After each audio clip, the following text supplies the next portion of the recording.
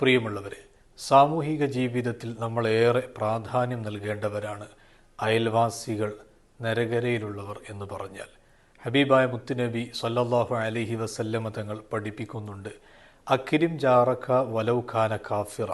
നിന്റെ അയൽവാസി ഇതര മതസ്ഥനാണെങ്കിൽ പോലും അവനെ നീ ആദരിക്കണം, ബഹുമാനിക്കണം. പ്രിയമുള്ളവരെ, നമ്മുടെ അയൽവാസികളോട് നാം പുലർത്തേണ്ട കടമകളുണ്ട്, കടപ്പാടുകളുണ്ട്.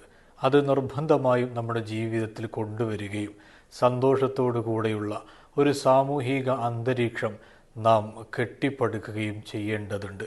അതുകൊണ്ടല്ലേ ഹബീബായ മുത്തുനബി സല്ലല്ലാഹു അലൈഹി വസല്ലമ തങ്ങൾ തന്നെ ഈമാൻ പരിപൂർണരല്ലാത്തവരെ കുറിച്ച് പഠിപ്പിച്ചപ്പോൾ അയൽവാസിക്ക് ബുദ്ധിമുട്ടുണ്ടാക്കുന്നവൻ എന്ന് പ്രത്യേകം എടുത്തു പറഞ്ഞത്, നമ്മുടെ ഈമാൻ വിശ്വാസം പൂർണ്ണമാവണമെങ്കിൽ അയൽവാസിയെ നല്ല രീതിയിൽ പരിഗണിക്കേണ്ടതുണ്ട്.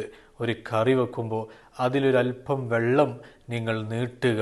കാരണം അയൽവാസിക്കത് കൊണ്ടുപോയി കൊടുക്കാൻ, അവരെ പരിഗണിക്കാൻ അനിവാര്യമാണെന്ന് പഠിപ്പിച്ച സ്നേഹ റസൂൽ ഹബീബായ മുത്തുനബി സല്ലല്ലാഹു അലൈഹി വസല്ലമ തങ്ങളുടെ ഉമ്മത്താണ് നാം.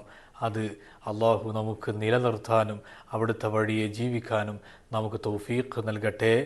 ആമീൻ യാ റബ്ബൽ ആലമീൻ.